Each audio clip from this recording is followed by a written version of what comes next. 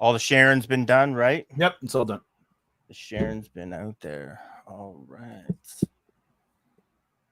All right. All right. So now we want to watch this movie here, Pat. So bring it in. I forget already how to bring this in, Pat. I hear the phone.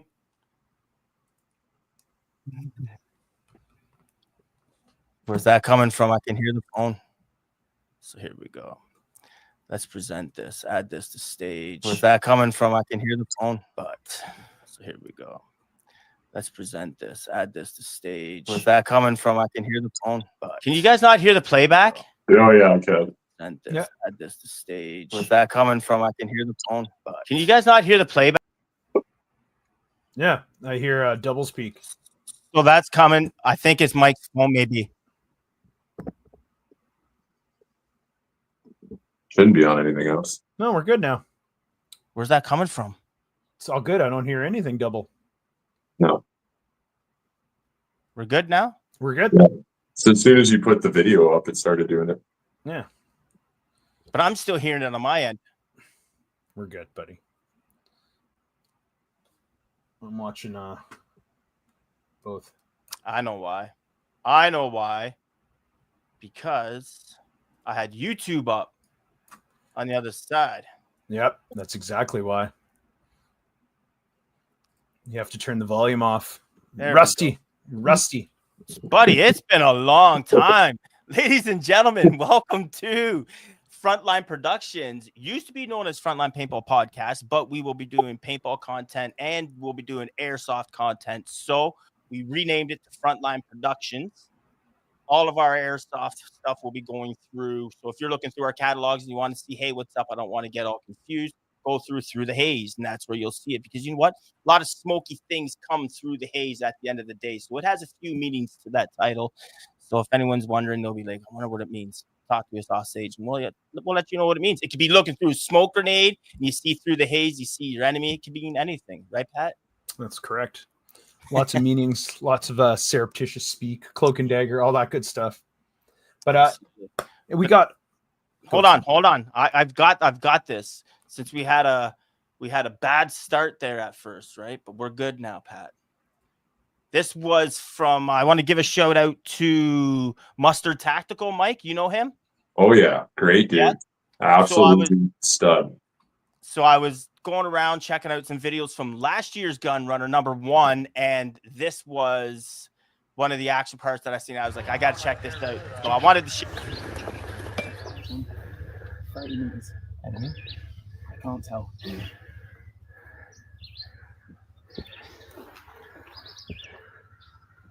Can you tell? No, I can't see. I don't see.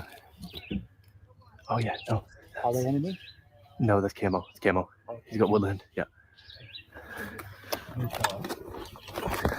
You can hear it, right? Yeah. Here, guys. What? Good trigger control there. Not shooting his teammates. I don't know. Yeah. Battery line. I'm gonna push that. Okay. I can hold here for a bit. Move up, slowly, Beaver. Some AKs. Just to your right. Yeah. I like the leadership in this guy here.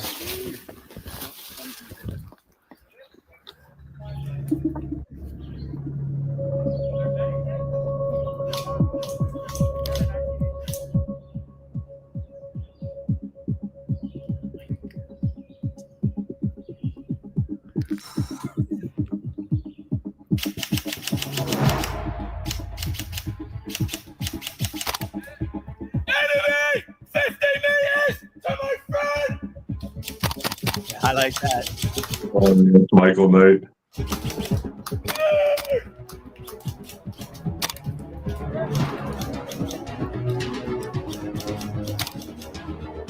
Keep pushing! On me! To me! To me now! Yeah, I like this guy.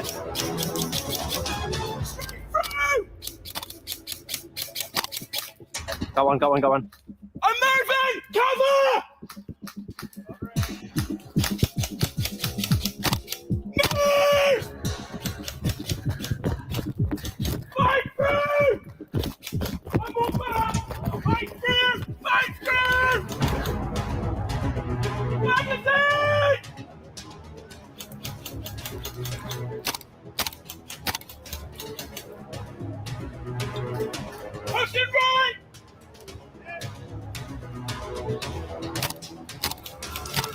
And say,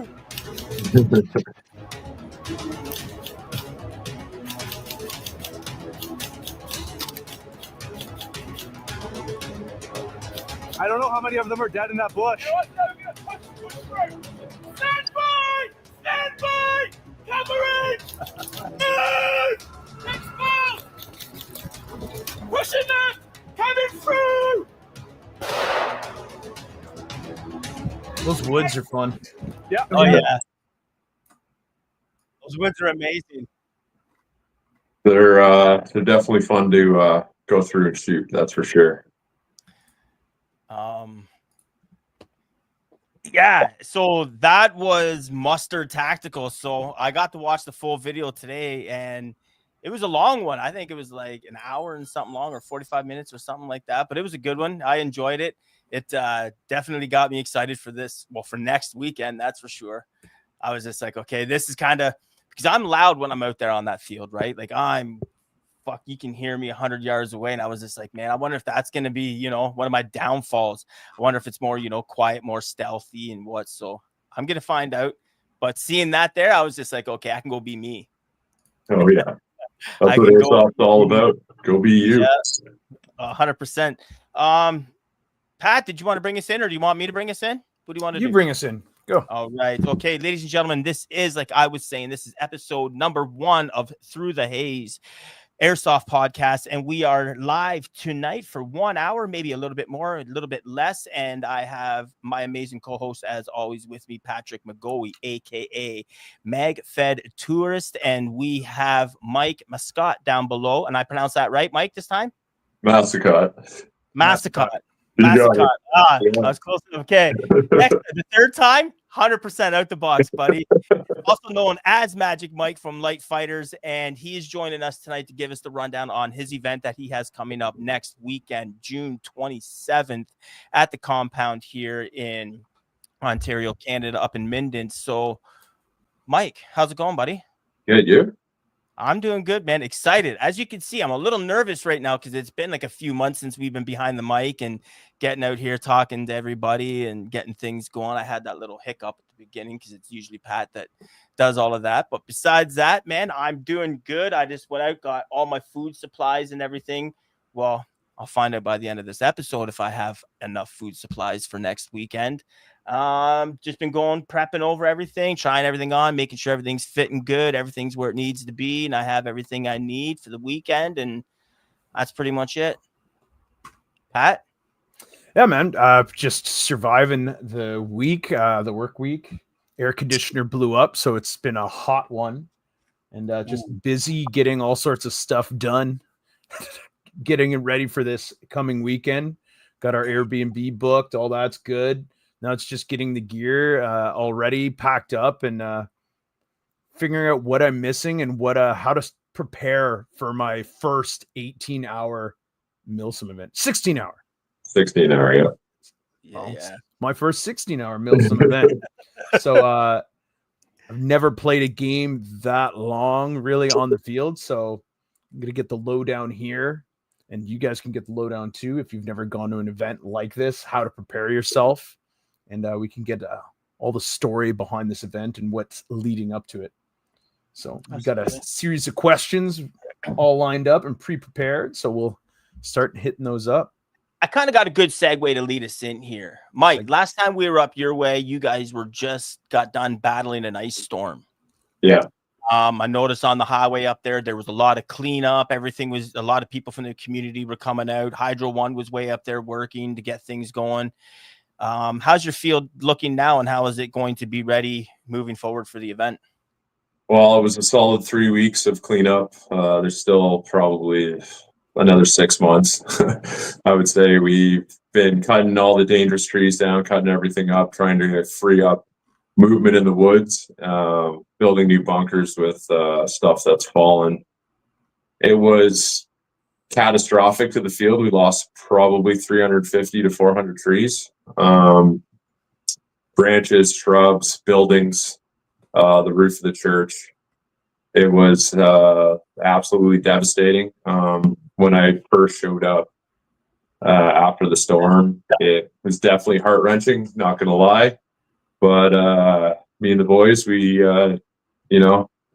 tied up our work boots and we grabbed the chainsaws that Echo Canada graciously donated to the field, and we just put the tunes on and got to work and just thought about the community. And we said, you know what, we gotta make sure we're ready to go. And that was right before Under No Flag 2. And we just busted our ass for every free moment we had to get the field to the point it was at now. And after about 5 feet of snow all winter, construction was pretty much at a halt.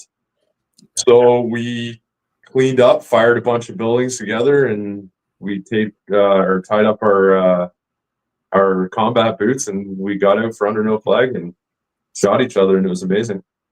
And how's the weather been battling with that? We've been getting a lot of rain. I noticed you've been getting a lot of rain.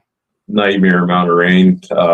When it rains heavy, like luckily we are sand, but it definitely will cause puddles. It'll definitely cause discomfort. And the leaves are all wet. You definitely got to prepare for, all types of weather, especially being in Northern Ontario. Oh yeah. Right. Northern Ontario has no mercy. It has no chill. It definitely has no chill. Last year at our event, it absolutely pissed rain consistently for the entire event. And that's why it's important to make sure you're prepared to go the distance on an event when you got rain in the forecast. It's just some simple things that you can do and some things that, you should spend money on if you're going to get into longer Milsims in the woods. Oh, for sure. Now, when we went there, it was just like a small kind of like a walk-on day. And we would come off the field back and forth. So we had our tarp set up. We had a big military tent set up that we were staging under. But now for your game, we're on the field 100%, right? We don't come off. We just go to our CPs. We don't change. We're not moving. We're staying there, right? Yeah. So depending on what faction you're on, your CPs are not attackable in this game. So it's a big number game. There's a lot of moving parts. It's a mission-based game. So we felt like drawing attention away from players doing missions by just constantly attacking CPs wasn't something that we wanted in our game. So you're going to be on the field, and you're going to be on the field for the entire event. Now, that being said, at both CPs, there's enough room for you to, bring your 10 by 10 pop-up. I wouldn't suggest bringing a tent out there and crashing on your CP. That's just something that, your commander's probably not going to like. But it is an option if you want to do that. Like, you can go back to camp if you've got a malfunction on your primary or something like that, or health related. We're not going to push anybody beyond their limits. And that being said, I'm prepared for an event that's going to push you right to your limit. Mm-hmm. Okay. So now myself and the guys that I'm coming up with, and there's a few of us that have all did the transition from paintball last year over to Airsoft. Can you give us a little bit of a backstory of Operation Gun Runners and what's led it to, I guess, just some backstory to it and where it's led to where we are now? So Gun Runner has been an idea in the team's idea vault for years. We started as out of nowhere, hitting Milsim after Milsim after Milsim, probably 4 or 5 years ago. We were doing 10, 15 Milsims a year, easy, not batting an eye, supporting every game host out there, learning the ropes, seeing what works, what doesn't work, what, missions work, the flag flipping, stuff like that. We just studied and we stayed quiet, and we didn't want to rush putting a game out until we had a following and, a bit of I guess you would say a name in the community. So we waited, we watched, and we listened. That's 3 things we say a lot. And then as soon as the compound was born, we were originally going to run it at PRZ, but unfortunately everybody knows what happened to PRZ. Yep. So we figured that we should make it at the compound because the team was heavily involved in the construction of the compound and helping events run and stuff like that. So it was just the right time, and the team was building a vehicle, and we felt that there was very good vehicle games that were few and far between. We wanted to do a hybrid vehicle game where we can promote new teams to build new vehicles in Ontario Airsoft and try to morph this game into a mission-based game with vehicles, not just, going from A to B convoy style game. Not that there's anything wrong with that, just we were trying to veer away from that and do something different. Okay. Ghosted from Unkind there. He's in the chat. He's saying, hello, boys are back in town. We are, buddy. We are back in town, and we will be seeing you, Ghost, next weekend at this amazing event. So any questions, guys, for Mike here in the comments, just go ahead, put them in the comments. Let us know what's going on. And if you have any questions for us, holler at us. But how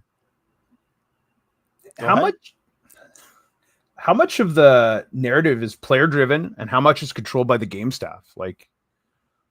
So we do a backstory with every game, and we try to keep the backstory spun in the game. Our game is very NPC driven. They have a lot to do with being able to get resources in this game, and that's a bit of a hint going out to the players. So okay, I will drop a couple juicy hints here and there. Like, there is some required equipment for your vehicles to run, like fuel and ammo. Both things vehicles will not run without, and can be looted from vehicles that have been downed from a shot. So that's one little thing. But getting back to the question, we're a very mission-oriented event that is spearheaded by NPCs. So every mission will include either an op for the other faction or directly with NPCs. So it's intertwined all together. And we primarily control the narrative, but we stay away from having a third faction come in as a equalizer, because that's just not the type of thing that I think airsofters enjoy. No, I've seen that in games, and it is a useful tool if that third faction is controlled by the game promoter as a balancer. Like, it's better than, as we've seen in some events like airstrikes and things like that. I could see it being more useful. It's a little bit better, but Airsoft, not enough experience to let you know how people think about it for that. So I'm looking forward to it. A lot of these things you're saying are like, I like the sounds of this. I like the sounds of that. They're good, because I just want something different, and this sounds different. It's definitely different from anything that is pretty much going out. We kind of try to grab, different bits from different ends of the community that everybody kind of likes, and we kind of spin them in and just try to be different from everybody else. So is there much difference in the story and in the gameplay, like missions and everything, from this one, from Gunrunners 1? Like, does it continue off of it, or is it very similar? Same storyline. It's we're right on the Canada-US border. It's pretty much going with the political times of now. So, tariffs are starting to bust people down. This is more of I want to say podunk Western town, right on the edge of America, and Fort Erie. Their primary resource is smuggling guns across the border, and there is a populace that needs these factions to do certain things for them to be able to thrive as a community. And the one way this morphed is there's actually an election this year between Mike Monty, who's the reigning mayor of Bordertown, going up. So the whole storyline kind of goes around the two main characters who are kind of battling and campaigning for, leading this new border town. Mm-hmm. Kind of might be like Port Colborne too. Might be one of those border towns, eh? It's definitely a dusty one, that's for sure. All right. So now we have, like you said, you didn't want to have the third faction in the team. So we have the two, which is the ERT. Emergency response team. Yeah. Yep. We have ERT. And what was the other one? The smugglers. The smugglers. Yes. So can you kind of break down some of the rules and expectations for the ERT team? So ERT is an emergency response team. They were summoned last game by a rogue officer that took off that used to run protection for Border Town on an outlying military base. And that one character ended up being defiant against the government and started this smuggler faction. So the ERT, led by Bree, was brought in to kind of rein him in, track him down, and control the crime that was going out of control in Border Town. So the ERT, it's more suited to the military type player. You're policing NPCs or village. You're definitely fighting smugglers. You're trying to stop contraband from being moved around the roads, drugs, any sort of crime. You'd be protecting, mayor. If they're doing any sort of podium speech, you would secure the area. If there's any gunfights, you would make sure your medics are getting people out of there and just controlling the situation. On the other coin, the smugglers, they're literally just causing chaos for the townsfolk. They're smuggling guns to bring money in. They're doing drug deals. They're doing side deals. They're trying to corrupt people, and they're trying to cause division amongst the townfolk, which half right now, the townfolk, are loyal to Monty, and the other half are loyal to Oscar or the other candidate running for mayor of Bordertown. So I chose the right side then. I chose the fun side. For sure. Honestly, both sides, they have their fun. For sure. It all depends on your style of play and kind of where you want to take your LARP in this game. Okay, so taking the LARP. So here is my question. This is why this question's up, and I got to keep it there in case I get squirrelied out, right?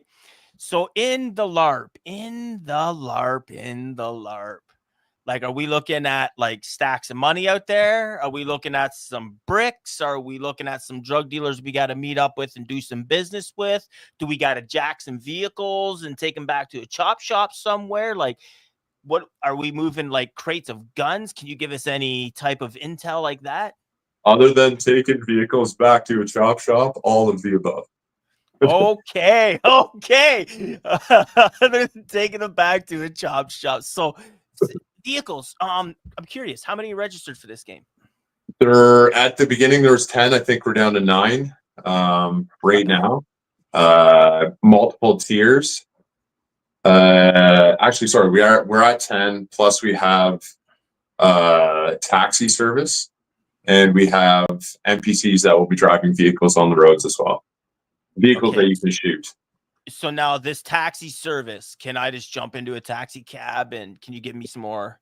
If you have in-game funds, which is cold hard cash or ammo box or even fuel, you can go up to the taxi stand or flag him down if he's doing a lap. The taxi building is the building to the left of the HPA station in town. So the taxi will be up there. It'll say taxi on the vehicle. He'll also have taxi license plates. So you can, if you want, use them, bribe them, do whatever you want. If you want to try to use a taxi to smuggle guns, by all means. I'm not going to say they'll do it. I'll say they might do it. You got to think he's a taxi driver. He wants to make money. So, I mean, it's up to your commander. It's up to your SLs. It's up to your PLs. It's up to you. This game is about thinking outside of the box, outside of the regular realm of Airsoft, where it's just a faction on faction meat grinder where you're just going out to just annihilate each other. Because you can't do that in this game, because there's going to be some points where you're going to need the guys in black or the OP4. You're going to need NPCs, and there's going to be times where you're going to need the other faction to go somewhere to do something, so that way you can go somewhere and do something, if you know what I mean. This game, you need to really strategize, and you got to do things properly, or you will fail the mission. This is not for points. It's not for who has the most cash. It's pass fail. There's only so many missions in 16 hours. You have a chance to pass the missions, or you don't. And whoever passes the most missions wins. And they get their name put on this giant trophy right here. Oh, yeah. And a bunch of other stuff. And then next year, the winner gets to be involved with the starting, which is always a cinematic type starting at our games. Last year, we had a huge riot going off, and a suicide bomber at the start of the game, and it was like one big movie scene at the start. So the winner always gets to be involved in that, and that's just something that we're going to carry on doing every year. I like this. Wow. It sounds really, really intense. Sounds like you've taken your time, like you said, over the years building it up, right? And then the execution comes out, and it's so. Would much of this play different if PRZ didn't shut down, or have you done a lot of changing to make this now for your field? No way you could have got 10 vehicles at PRZ. It doesn't work as a vehicle field. So it would have never came. I would have rewrote the game to be something different that would match that field, or, TFS or Wasaga or whatever field we decide to go to run that game. It just so happened that, we decided to jump in and get the compound rocking and rolling. And this game is specifically built around that field, for that field. And it'll always be ran there as long as the field's in existence. And once, if it comes a day where it shuts down, then that'll be the end of Gunrunner, and we'd have to come up with a different theme for sure. Okay. So now with this game, like it goes to the end. It's about the winner, right? Like it's not about the kills. It's not about the missions ran. It's about who wins at the end. So can we find a corrupt cop? Absolutely. So there'll be 5 NPCs that are actually a police force that will have a sheriff star. I'll give you another little hint. The NPCs, it's a Western theme. So one team is in camo or green, one team is in tan. Everyone else is in civvy or Western theme, unless they're a ref. If they're a ref, they'll be wearing this red shirt, and there'll be plenty of refs on the field at all times. Refs are not NPCs. They're there for your safety. They're there for the fairness of the game. And they're there to answer your questions. And there'll be a shit ton of them on the field. NPCs, they're completely playing the game. So you can go up to them. You can talk to them. You want to make a deal with them, go ahead. They might just be screwing with you. They might take you to a place of the field where you're getting shot down. You don't know, and that's where you need to really think and communicate with your command and your leadership roles, because there might be something bigger going on when you decide to start tomfoolery and lay hate to like 4 or 5 NPCs, where that might come back to bite you in the ass in the later event of the game, right? Right. So now these NPCs, like, do they have a memory like an elephant, and they remember you down the line? Like, is that how it's going to go? Like, yo, we did some good trades earlier, and we can talk to them like that. Like, listen, Mike, like if you're an NPC, for instance, I could be like, listen, Mike, you led me down a bogus road last time, man. Like, you owe me one for that. Like, come on, you got to come good. Like, can we work like that? Or is it like, no, I'm still fucking you all day? Or can you like work with the guys and bend around? Or do they just usually have like, I got a hard on for you now for the rest of the day? There will be none of the NPCs will be vindictive in any way. They'll be like goldfish. They'll all have their storyline, which they're following. So an NPC will be doing their own storyline. When I say NPC, you're 50 NPCs in this town. You're between 30 and 50 between the game staff and NPCs that are going, they're doing their everyday life. So when I say that, there's literally Ryan's Burger Shack. You can go in game and buy a burger and eat in one of the buildings in town. You could be in the middle of a firefight at the back of this building and decide that you're hungry, get shot, bleed out, put your kill rag on, and go get a burger. Go back to CP, get right back in the game, and you're good to go. Not only that, right across the street, there's a convenience store. So you can literally go get bottles of water, Monster, pop, chips, all of this stuff in town. Go ahead. There's even more, but go ahead. So do I need real world dollars, or I buy this stuff with in-game currency? I'm just curious. Anything that can be purchased food-wise will be in field dollars. So I would say bring cash. The Silent Sinners will be running the convenience store, and then the burgers will be us. Brother, we got to go in a little bit more on this, because this is awesome, because your field has a little bit of a disadvantage with food and for water and for all of that, right? So bringing this and implementing this into a game where, like, yo, you're hungry, you don't have to go out the field, bro. You got $2-3 on you, go buy a burger, buy a bottle of water. You're feeling down and out, go across the road to Circle K and get yourself a damn Monster or something, or a bottle of water.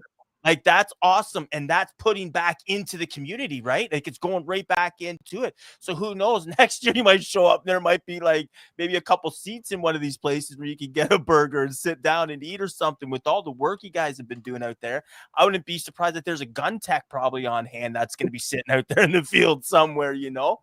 So we're constantly pushing. Where'd you come up with that idea? That's great.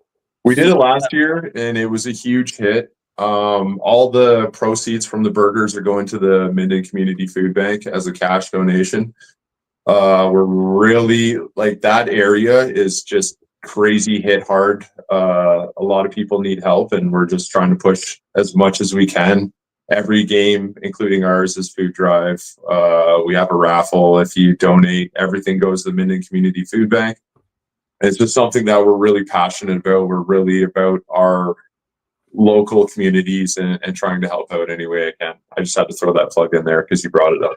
Absolutely. You guys seem like a real tight community up there too, like all the way right up to where we staying, Pat, and Bancroft. Yeah, Bancroft. And the community all the way up that way and up that way. They were like, "Oh, hi, you guys from here?" And we're like, "No, we're, you know, and what we're doing." And they're like, "Oh yeah, we've heard about that place and all the motels like close by you, I think it's in Lindsay and all of that." Yeah. So it's good to see that you guys are, because this is what, your third year now. Third year, yeah. Well, I said 2.5, I would say. I mean, we had a half a season for the starter, but yeah, we're slowly gaining momentum now. After the big June rush, we get down to, I think, 2 events a month. So we'll do a bunch of building in between, and the fall will be a huge building block. We're gonna start getting the buildings that are on site more dynamic with some doors, some inner rooms, some hallways. Stuff like that. So that's the next big plan for the compound, just so we can morph the game. Yeah, for sure. Now, are you going to start adding into the trailer park and all that as well too? Like when you can find trailers, kind of thing. Just keep building it up, or oddly enough, there's a trailer coming up this weekend. So yeah, we're constantly looking. Vehicles, trailers, they pop on our radar. And when it's feasible and they're not rotted out and they're not going to be, you know, dangerous to any of the players, then we jump on them and we get them there. Like I said, the compound is a second business for me and Mike, and we do what we can when we can, as much as we can, and we'll keep doing that. And that's all we can do. Well, you have a good community that's coming to support you now too, right? There's some guys from the Unkind Paintball team that have transitioned over into doing Airsoft. I know they went out there and gave you guys a great hand, so hats off to them for going out there and helping you. And what a great way to get to know one of their sponsors, because you sponsor them, right?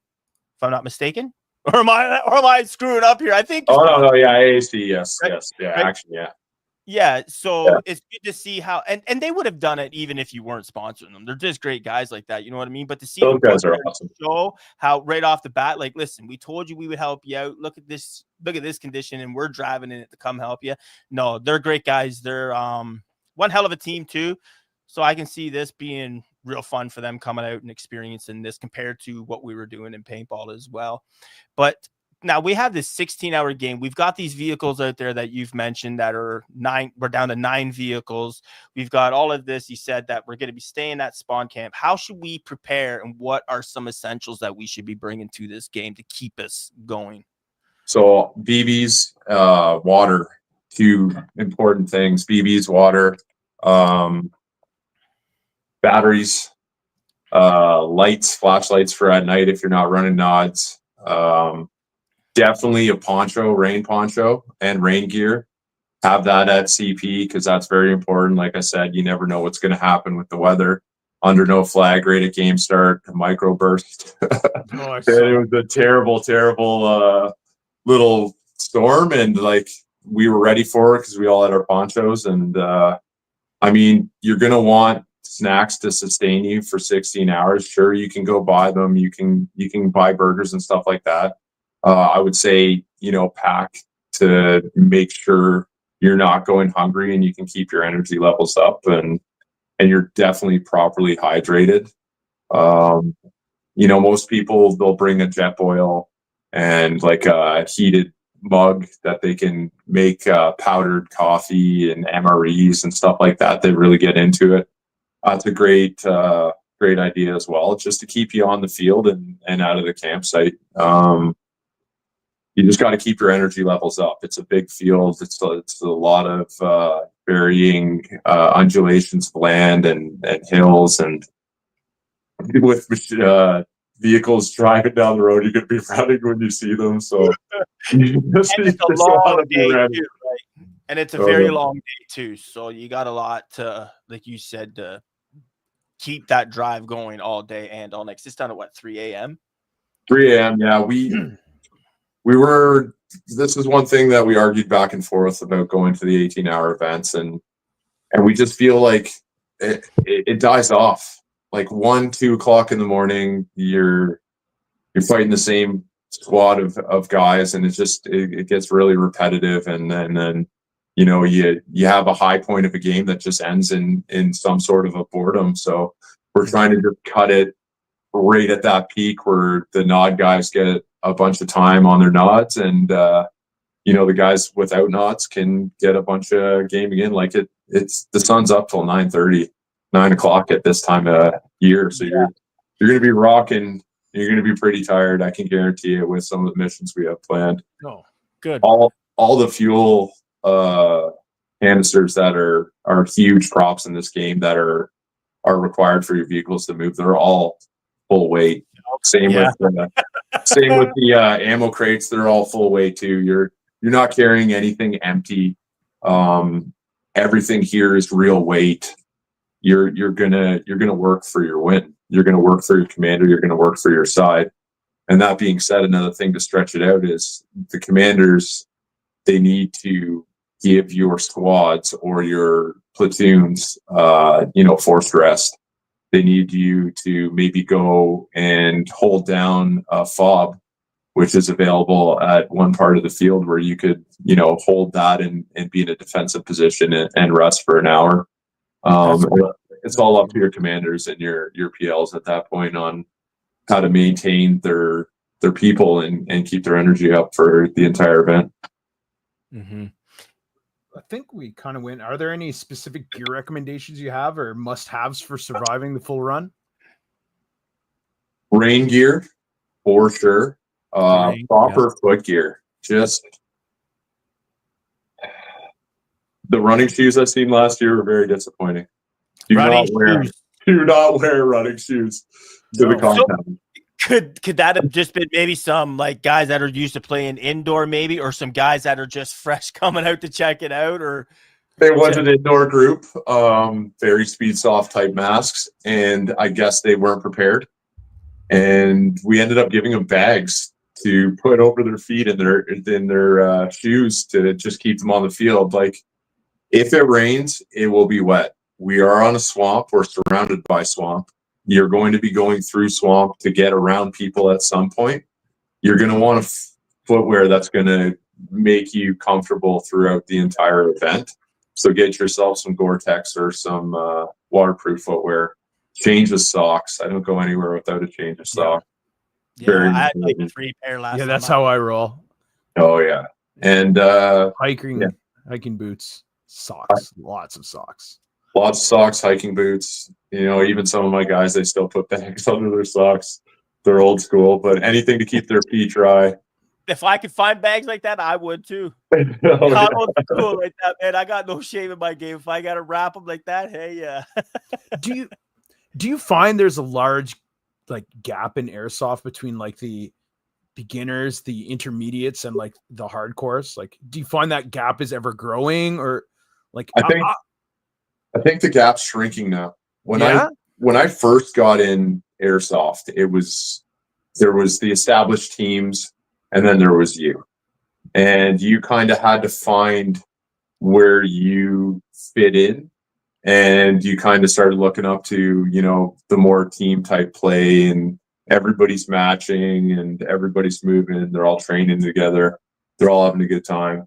Nowadays, even like with the Lightfighters, we just grab the nearest group of dudes and we say, yo, let's just roll together, and we all just roll together no matter what skill level is. We're constantly helping to teach on the field, whether it be tactics, whether it be gear, whether it be even just simple routes going through the compound that, you know, they didn't know of, that could, you know, amplify their gameplay and get them more psyched up, get them to throw a smoke grenade or a AF6 or something like that. Like, that really bonds the community, and that's just something that Lightfighters is all about. And we're super, super into creating a good time no matter what the skill level is on the field. It doesn't matter to us, and I'm pretty sure it doesn't matter to the community anymore, because the community, we want to grow. If Well, we're you all have been 100%. Yeah. if we're all dicks to each other, it's just going to be the dicks on the field, because nobody's going to want to play with you anymore. So I think the days of the elitism are gone. We're one big happy family going and shooting clone starts at each other every weekend, and that's the way it should be, and that's the way I'm gonna continue to stand for. And that's basically our stance as a team, for sure, and a field. I like the sounds of that. That's a good way to be. 100%. That is a really good way to be. Just completely different topic. Well, same thing, same event. How are the FOBs established and maintained during the game? So FOBs are open until you have 5 people at the FOB. Once you have 5 people and one standing body inside, it's active. There'll be a flag that's either green or tan. That'll be the only flag that you would ever have to flip in our game. So if there's any other flags on the field, they don't mean nothing just for this event. It's just for other game hosts and events. So I want to clear that up. There will be 1 FOB and 1 secured building on the field that can be held. And then it's just going to flip back and forth. The only thing the FOB really does is it allows you to be able to respawn a lot closer than going all the way back to your CP. That's cool. You could also be driven there and get your vehicle back up instead of going all the way back to CP. So it basically gives players that like to rickroll each other's CP area to fight back and forth over. So that way they get their fix on attacking control points. Gotcha. So it's the best of both worlds. So you're safe at your camp, your CP, but you're not safe at a FOB. So you're definitely going to have to guard that 360, and you're going to have to be willing to get bumped in the middle of the night, because it's going to happen.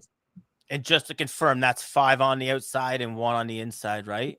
5 total, just 5 around total. it. One has to be inside for it to be active for you to respawn. Once that guy's inside and killed, then there's no more respawning out of that vehicle or out of that building. It's been captured, and then they'll flip their flag. As soon as your flag's flipped, you can start respawning as long as you have that person inside. That's a lie. And that's the maximum that we can hold it with is 5? No, you can have 150 if you want there to hold that building. That's up to you. The minimum is 5, because that's a squad. You have to have a squad to be in a defensible position. You can't have 2 guys there and say, "Oh, I'm respawning." That won't happen. Okay, that makes sense. We've seen that mechanic for a lot of event organizers, the squad, the fire team, and stuff like that.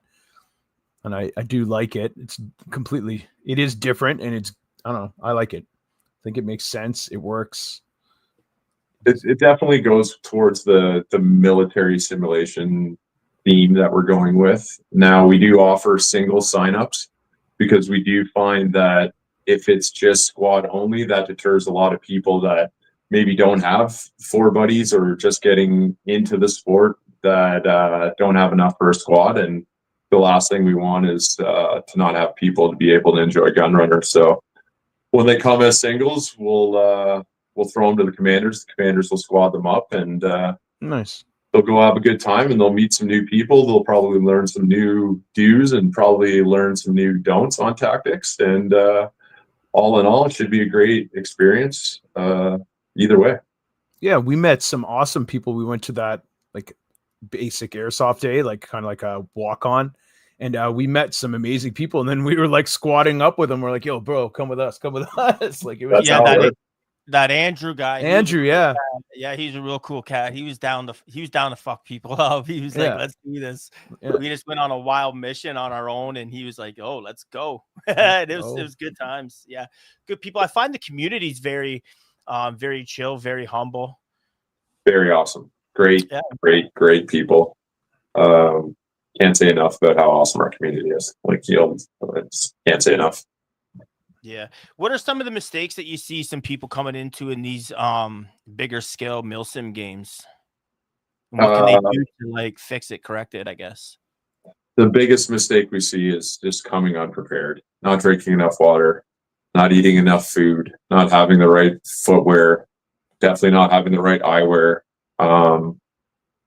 And, gun issues that are simple, like charge your batteries. 2 is 1. 2 is 1 in airsoft. So for every 1 battery, you have 2. For every 1 iPro, you should have a backup iPro. Not that it's going to break, just maybe it's going to fog for you because of the environment you're in, and maybe, open shooting glasses is better than, a fully masked out mask. It just all depends on certain environments, and 2 is 1. That's something that I'm going to say all the time. Coming with an attitude, like a shitty attitude to an event, you're not going to have a good time. You came there with a negative attitude. You're going to portray that negative attitude, and you're going to turn away people from, enjoying themselves around you, and in turn could bring them down. So if you're just not feeling the event and you just like signed up because your buddy signed up, but you're not feeling it, it's not worth pushing yourself through something you don't want to do. Yeah.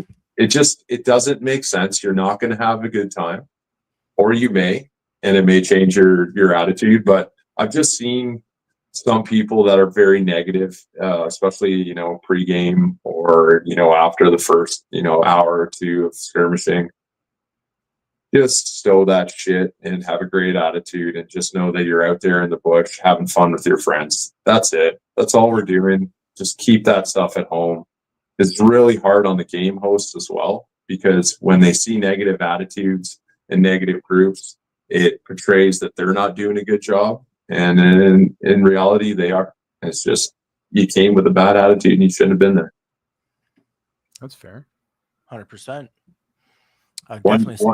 One other big thing I got to mention: do not show up at the compound with stuff that you shouldn't have, like bear bangers and flare guns. Oh God, no. There's going to be a lot of vehicles, which means a lot of tag rounds, a lot of 3D printed projectiles. We chrono all of them. So we have a gong test. You need a chrono. If you're caught on the field without a launchable that's been chronoed by us, and when I say chronoed, it's a smash test. It's a 3D printed round. We see how much it crushes, if it dents it, anything like that. Damage does happen to these vehicles. We do build them to get beat up. I had my windscreen smashed at nightfall by a tag round, and it's a part of the game. But we do go above and beyond to make sure that nobody gets hurt. and no vehicles sustaining too much damage. The best we can. Speaking a little bit about the vehicles, how much gas should guys be preparing to bring for this game? And let's talk a little bit more like how do we disarm them, because you're up top. Well, I guess you're not in this one, but people are going to be up top with turrets. Like, do we got to use like an RPGs? Are we using 40 mics to take these out? How long are they taken out longer by a certain weapon, or is there like, can you break this down? Great question. And it's very important. So with vehicles, it's a 3-strike rule. You got to shoot them with a chalk round that dispenses chalk. So tag launcher, 40 mic launcher under barrel, but it has to be a tag round to take out the armor on the vehicle. Okay. If you shoot a vehicle in the back, anywhere on the vehicle, that vehicle is destroyed. It is done. It has to go back to CP and do its 30-minute countdown. If you shoot it anywhere else, side doors, front, left, right side, it can be repairable. You have 5 minutes to raid the vehicle after that hit, but they can use their sidearms and their unmounted weaponry, and they can dismount the vehicle. So just be careful doing that. If you think you hit it with a 40 mic and then you go run up to the back door, you might see something. Pat, go ahead. Got a viewer. I heard a rumor that technicals can't be shot from the front/windshield. False. That's false. So they can be shot from the front. You can shoot them in the front. Absolutely. Front counts as one single hit. It can be repaired. It takes 3 hits anywhere but the back to kill an up armored technical at Gunrunner. If you shoot the turret is automatically down for 5 minutes. So that turret will come back up after 5 minutes unless it's hit again twice, and then that vehicle is destroyed. The vehicle can be repaired by a crew member getting out with a wrench at the side of the vehicle that it got hit on and repair that vehicle. It takes 5 minutes, and then that hit goes away. But you can only repair up to 3 times per vehicle. And each vehicle has a different tier. So if it's turreted and up armored, it's tier 1. It takes 3 hits. If it's just armored, no turret, it takes 2 hits. And if it's a taxi or a regular vehicle, 1 tag round, you're done. No matter where it is, you're sending that baby to the moon. Oh, there we go. So 9 vehicles on the field. That's including the taxi, right? No, taxis on top of that. Same with NPC vehicles. That's on top of that. Those are faction-specific vehicles. So you have a bunch of up-armored vehicles come into the field, a bunch of turreted, a lot of stuff. We got 2 vehicles that have been built from scratch, debuting at this event, which blows me away. It's exactly what we wanted to do with Gunrunner. We wanted to try to push the vehicle and technical end of Airsoft and try to push the evolution of the game. And I think we're on the right course right now after game 1. Oh, it sounds like it. How far are people traveling from this game? Are you getting anyone from abroad or anything yet? We got someone coming from Nova Scotia. Oh, nice. He was at Nightfall. He's actually sticking around for our game. He comes to Ontario for 2 games a year. Okay. One is Nightfall and one is ours. So I was very pleased to hear that. We have a team from Ohio coming down from the States. Coming up, sorry, from the States. Yeah. And we have a small group of guys from Florida. And Florida man. Yeah, from all over Ontario. That's awesome. That's awesome. So now how many? Okay, let's take an attendance in players and with NPCs and everything else involved. How many are we looking at? You're for over 400. Nice. It's a lot of terrain still to cover. Like it won't feel cramped. Like I know when we did that day, like we could move around a lot. And I feel like even with 400 players, you could still move around, but not to the point we were. Like, we were running through the jungle, like, uncontested. Whereas this, you will find people now in action. Like, I think it'll be very good. We created a whole new road that split the field right down the middle. So that opened up the entire middle. Yeah, we did a whole new checkpoint. And then 4 ways to get in and out of this road. So middle of town, end of town by Home Depot, over by Alpha CP, and then out by the raceway. There's 4 ways into this road. So that created a whole at least kilometer, I would say, and a half of road to this game to accommodate for the more vehicles. Now, that being said, the vehicles are involved in their own mission sets. Their primary role is to keep you guys ammoed up, fueled up, and supported to run these missions and to be able to move, injured players from point A to point B. When I say injured players, I mean in-game, not actually injured players. Right. Props, loads of fuel, loads of ammo, loads of gun parts, who knows, drone parts, helicopter parts, like anything and everything. The game isn't the vehicles. The game is work around populace of people that are living their everyday lives in a military situation and complete the most amount of tasks to win an event. And that's what we're trying to do. Okay. It's going to be so cool. It's going to be total different from anything that I've experienced in paintball, but I just do want to backpedal a wee little bit here. So just to confirm, the trucks they can be hit 3 times. It's down unless it gets hit from the back. Then it goes right back to CP to get fixed, right, for a half hour. 30 but minutes. Say it gets hit 3 times, it's down. Then it's back up in the game. It can get down again, back, down again, then back for 30, right? Yeah. So as soon as you get back and you do your 30-minute respawn, you're automatically, all your hits are gone. You're fresh, brand new off the build line vehicle, ready to go get smashed again. And you mentioned looting. You said when we hit a tank, you said if we hit a vehicle, take out a truck or something like that, we can go loot. But be careful, you said, because these guys can dismount with arms and defend it, right? So when I say you can go, so each vehicle, great question. Each vehicle has to have 1 military jerry can full of fuel and 1 ammo box in it at all times for it to operate. You need to have gas for it to move, ammo for it to shoot. So if you tag one of the trucks, it's down. Okay. They get out to try to do a repair.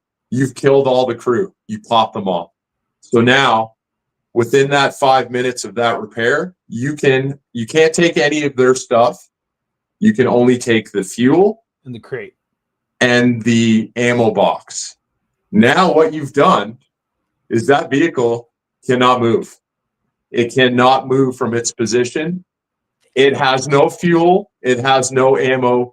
It is dead in the water until another truck of its own faction or another squad of its own faction brings fuel to it. Yeah, so, or a runner or something, right? Anything like that. Or if they want to reutilize that truck, they will call themselves destroyed and they will go back to CP, do their 30-minute.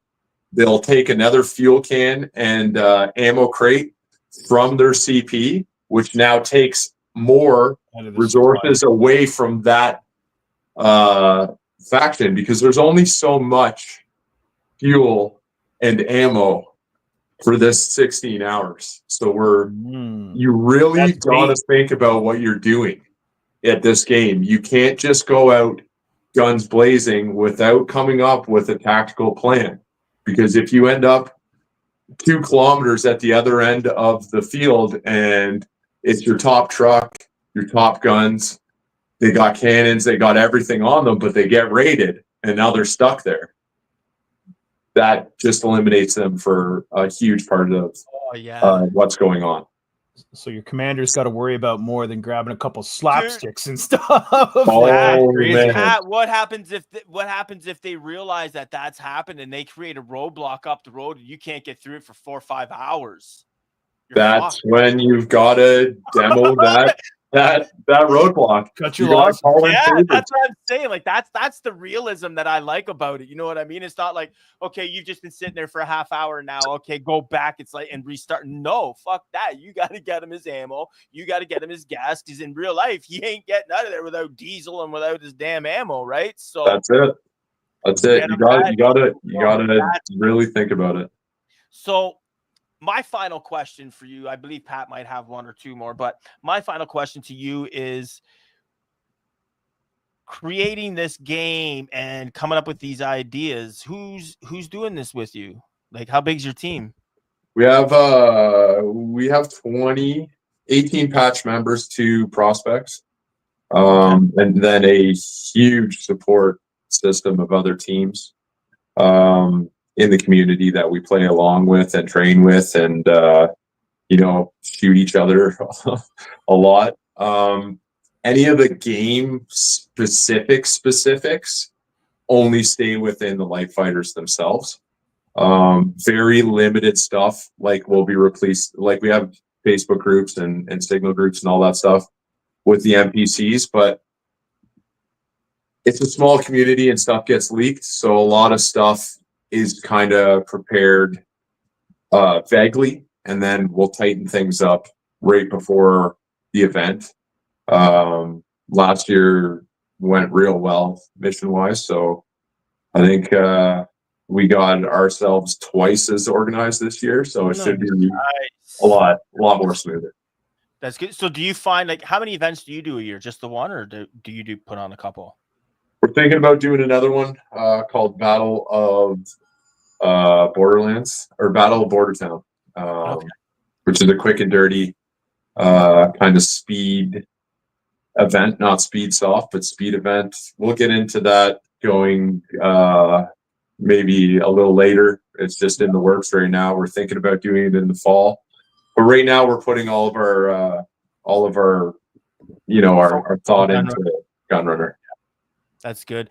A good quality game, and that's like the name, like we've said it before, like within paint, when we were saying it backstage earlier tonight, like within paintball there, like there's some games out there like 0 Hour, Honey Badger, that they were staples in the community, right? Like everyone knew, like you go to that game, you were going to meet some heavy hitters. Like we had Hedgehog coming up, we had PB Panda, we had Wolf, we had Slim, we had the Vice Squad, Northern Mercenaries. Like we had like so many different players and people.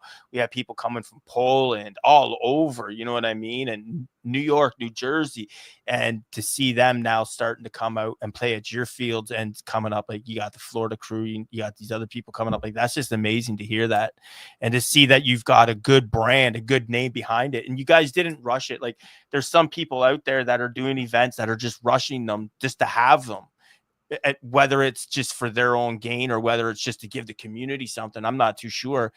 But I would highly suggest don't do that. Just take your time, put something together. That's your name, that's your brand, and work with it and just go from there. Make the few adjustments that needs to be adjusted, not what everyone wants you to adjust, because now you're playing their game. They're not playing yours. Yeah. And I think like what you have going on is good. Like I guess you can pretty much say you have it mastered, because it's never mastered, because there's always something that you're going to want to fix. Oh, yeah.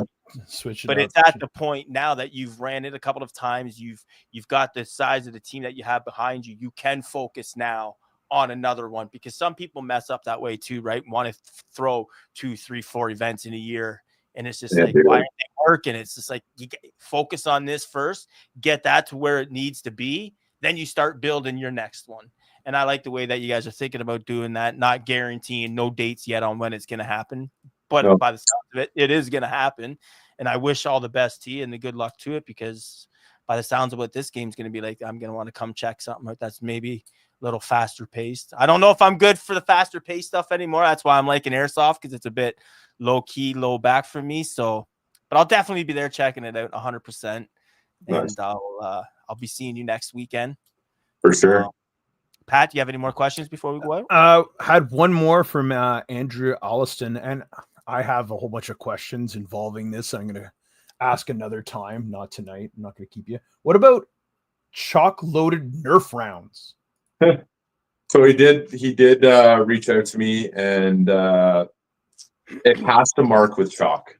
That's the only thing that everybody on the vehicle end of our community agreed on. So as long as he's using, I guess he's using the chalk paintballs or similar chalk marking balls. Okay, yeah. So it is similar to what we're doing as well. So for him, he's got the green light because his vehicle is more of a, I guess he was using it more paintball orientated back in the day. I don't know.